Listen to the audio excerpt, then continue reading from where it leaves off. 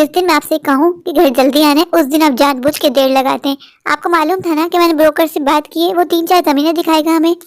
Broker ने मुझसे कहा है कम दाम में बहुत अच्छी जमीन है, उस पर अच्छी खेती बाड़ी होगी।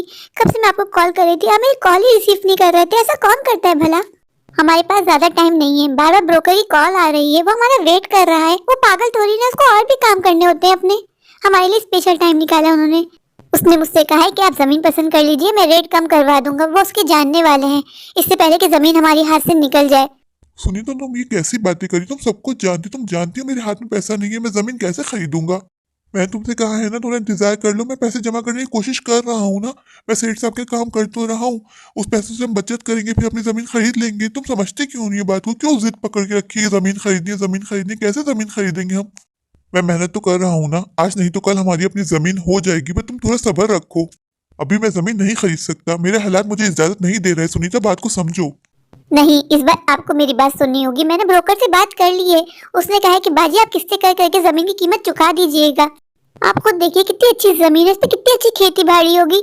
हम खेती बाड़ी करेंगे, जो पैसा आएगा ब्रोकर को चुकाते रहेंगे। आप बात को क्यों नहीं समझ रहे? इस तरह तो हम कभी कामयाब नहीं हो पाएंगे। आपको सेठ साहब जो तनख्वाह देते हो तो हमें ही पूरा नहीं होता, उससे हम कैसे बचत करेंगे? अच्छा, आप ये जमीन तो देखें, ये जमीन थोड़ी कम प्राइस में मिल जाएगी ना? मैंने ब्रोकर से पूछा था, उसने कहा था ये ज्यादा महंगी नहीं है। मेरी बात मानेंगे ना, आपका फायदा ही होगा। सुनीता, मैं कोशिश तो कर रहा हूँ ना, कौन सी चूड़ियां पहन के घर में बैठा हुआ हूँ? तुम देखती हो, सुबह जाता हूँ, रात तक आता हूँ। अभी हालात ऐसे इजाजत नहीं दे रहे कि मैं जमीन को खरीद लूँ। तुम इन ब्रोकर को नहीं जानती हो, ये पहले कुछ होते हैं, बाद में कुछ होते हैं, बाद में धमकियां देते हैं अगर इनकी किस्तें ना चुकाओ तो। तुम्हें उल्लू बना रहे हैं, तुमको बात को समझना होगा। सुनीता, तुम अभी नादान हो, बस थोड़ा सब्र कर लो, हमारे हालात जरूर बदलेंगे, मुझे ऊपर वाले पे यकीन है। कितनी बार मैं तुमको ये बात समझा चुका हूँ कि अपनी बहन से कंपेयर मत किया करो, उनसे हसद मत किया करो। तुम जब जब अपनी बहनों की लाइफ को देखोगी, तुम कॉम्प्लेक्स में चली जाओगी, तो अपने से कम लोगों को देखो। अच्छा, ये जमीन ही देख लें, ये बिल्कुल बंजर जमीन है। आज तक यहाँ कभी खेती बाड़ी नहीं हुई। ये सबसे लो क्लास जमीन है, इसकी प्राइस बहुत कम है। मेरी बात मानिए ना, मैं आपका फायदा ही करवाऊंगी ना। आपको लगता है मैं आपको नुकसान करवाऊंगी? मेरी सब बहनों के बच्चे इंटरनेशनल स्कूल में पढ़ते हैं और मेरे बच्चे गली के लुक्कड़ में पढ़ते हैं। मुझे कितनी शर्म आती है। क्या मेरे बच्चों का दिल नहीं चाहता होगा कि वो भी अच्छे स्कूल में जाए, अच्छी तालीम हासिल करें? उनका क्या कसूर है? जब तक हम कोशिश नहीं करेंगे, हमें कामयाबी कैसे मिलेगी? कहते हैं ना, कोशिश करने वाले की हार नहीं होती। जब आप कोशिश ही नहीं करेंगे तो हम कामयाब कैसे होंगे? आपको इस बात को समझना होगा। सुनीता, इस वक्त मैं तुमसे बहस करने के मूड में नहीं हूँ, मैं बहुत ज्यादा थका हुआ हूँ। कहते हैं ना, भैंस के आगे बीन बजाने का कोई फायदा नहीं। तुम वही भैंस हो जिसके आगे जितना बीन बजा लो, कुछ समझ में तुम्हें आना ही नहीं है। चलो घर चलो। मैं तुमसे कितनी बार कहा है कि अपने से ऊंचे लोगों को नहीं, अपने से नीचे लोगों को देखो। जब तुम हमसे नीचे लोगों को देखोगे ना, तुम खुद ऊपर वाले का शुक्र अदा करोगे कि ऊपर वाले ने तुम्हें सब कुछ दिया है। किस चीज की कमी है तुम्हारे पास? अच्छा खाती हो, अच्छा पहनती हो, सिर्फ घर ही छोटा है ना।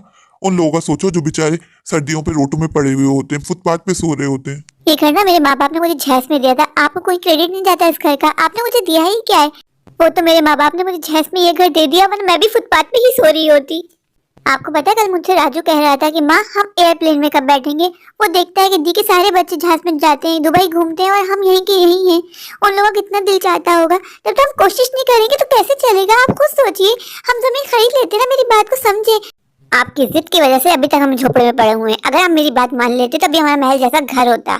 सुनीता, मैं तुम्हें बता चुका हूँ, मैं जमीन नहीं खरीद रहा। मैं सेठ साहब के पास काम कर रहा हूँ ना, थोड़ा थोड़ा पैसा जमा करूंगा, जब पैसा जमा हो जाएगा मैं जमीन खरीद लूंगा। बस ये मेरा आखिरी फैसला है, अब इससे आगे कोई बहस नहीं होगी। ऊपर वाले का शुक्र अदा करो कि उसने तुम्हें कई से ज्यादा बेहतर जिंदगी दी है, लेकिन तुम शुरू से नाशुक्री हो।